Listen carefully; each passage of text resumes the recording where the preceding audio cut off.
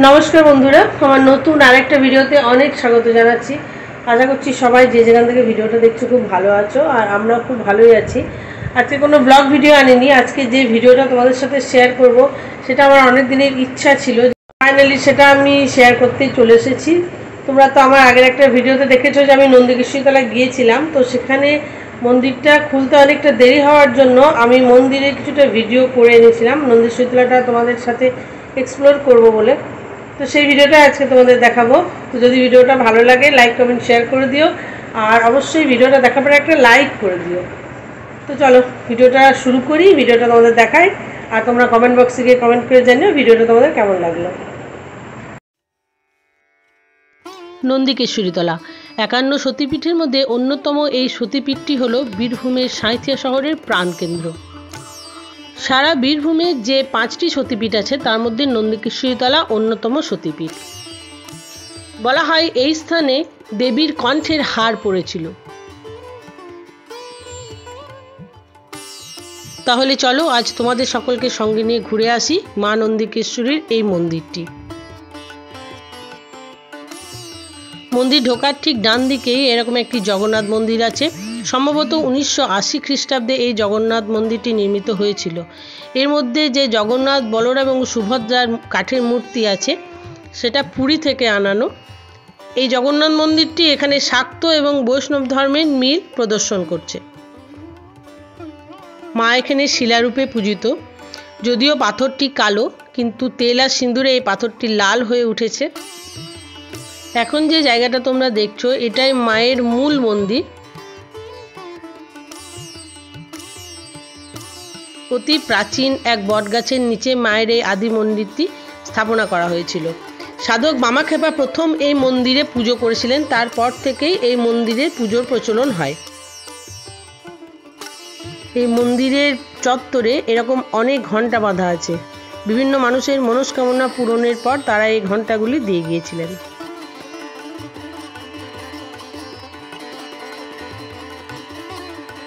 দেওয়ালের মধ্যে সুন্দর নটরাজের এক মূর্তির সাথে সাথে এখানে দেবীর 10 মহাবিদ্যার দর্শনও করানো হয়েছে।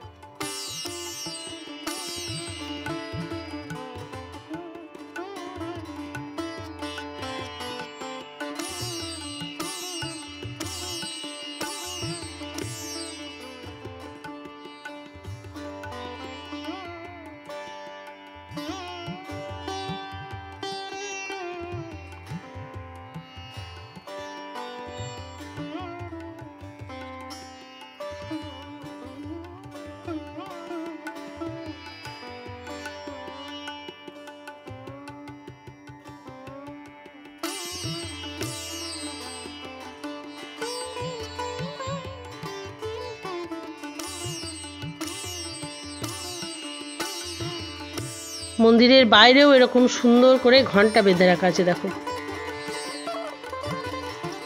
এই জায়গাটা ভীষণই সুন্দর লাগে।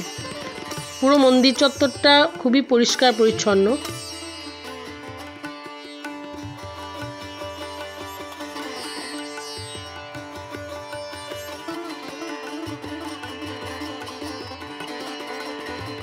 এটা হলো আদি বট গাছ। এই বট গাছের নিচে মায়ের মন্দিরটি প্রতিষ্ঠিত।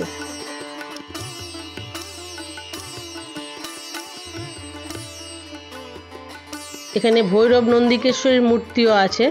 দেবী এখানে নন্দিনী রূপে পূজিত হন, তাই দেবীর নন্দিনী এবং এই ভৈরব নন্দিকেশ্বরের নাম নিয়ে এই মন্দিরের নাম হয়েছে নন্দিকেশ্বরী মন্দির। অনেক ভক্ত তাদের মনস্কামনা পূরণের জন্য এখানে সুতো বেঁধে থাকেন। এখানে 7টি বট গাছের পাশাপাশি একটি অশ্বত্থ গাছও আছে।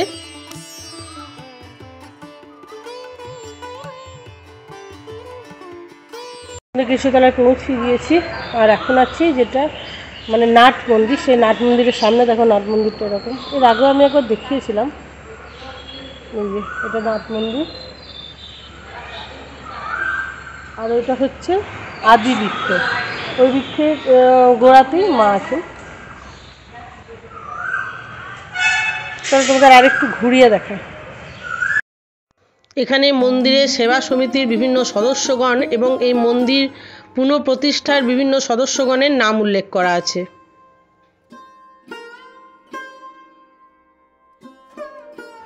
এই অংশটাতে মায়ের নবদুর্গা রূপের মূর্তি স্থাপনা করা হয়েছে দেওয়ালের মধ্যে।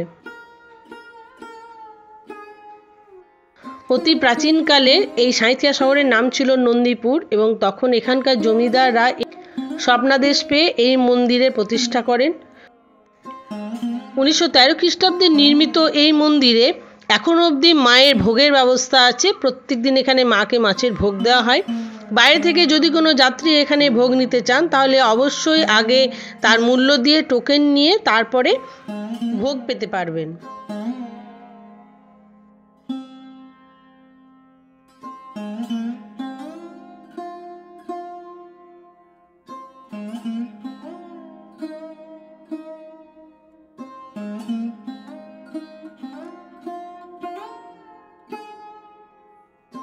বট এবং অশ্বত্থের ছায়ায় পুরো জায়গাটা অত্যন্ত প্রশান্তি, অত্যন্ত স্নিগ্ধ হয়ে উঠেছে।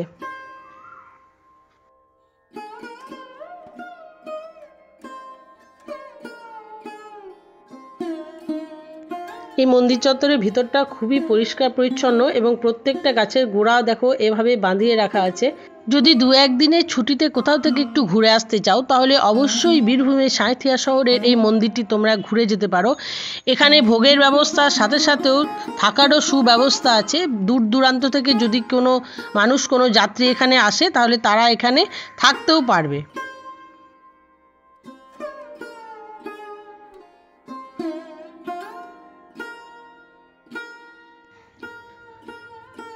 মন্দিরেরই ভিতরের একটা অংশে দেখো এখানে নন্দিকেশ্বরীর মাতার বালানন্দ তীর্থাশ্রম আছে। যদি দূর থেকে কেউ আসতে চাও তাহলে তারা এখানে থাকতে পারবে। এখানে থাকার যথেষ্ট সুব্যবস্থা আছে। এবার চলো এখানে যে ছোট ছোট মন্দিরগুলো আছে সেগুলো তোমাদের একটু দেখিয়ে দিই।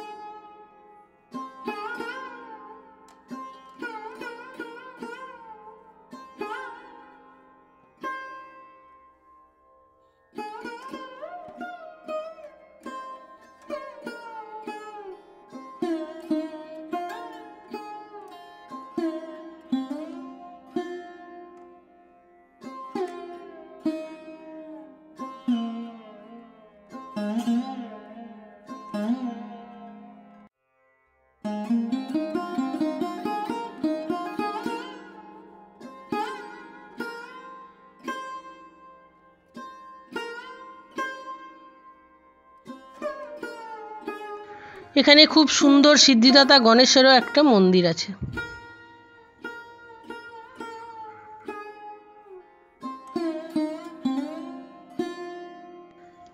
মন্দিরের ভিতরের এই অংশটাতে বিভিন্ন ধরনের মাঙ্গলিক অনুষ্ঠান হয়ে থাকে।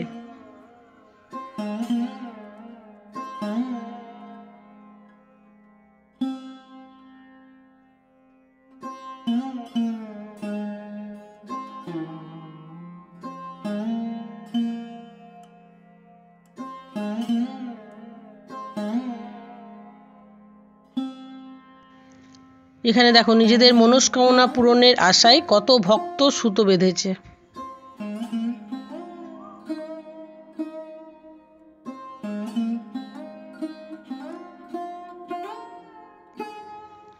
মন্দিরের এই অংশটাই লাইন দিয়ে দাঁড়িয়ে মাকে দর্শন করতে হয়। এই যে ব্যারিকেডের মতো দেখছো, এর মধ্যে লাইন দিয়ে দাঁড়িয়ে ভিতরের মন্দিরে এক এক করে যেতে হয়।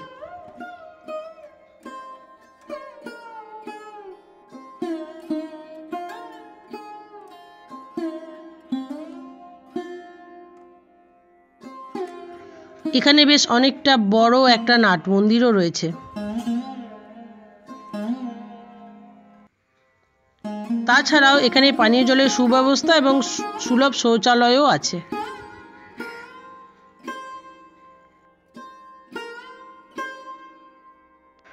এখানে ভোলা মহেশ্বর এবং শ্রী বিষ্ণুর একটা সুন্দর মূর্তি আছে।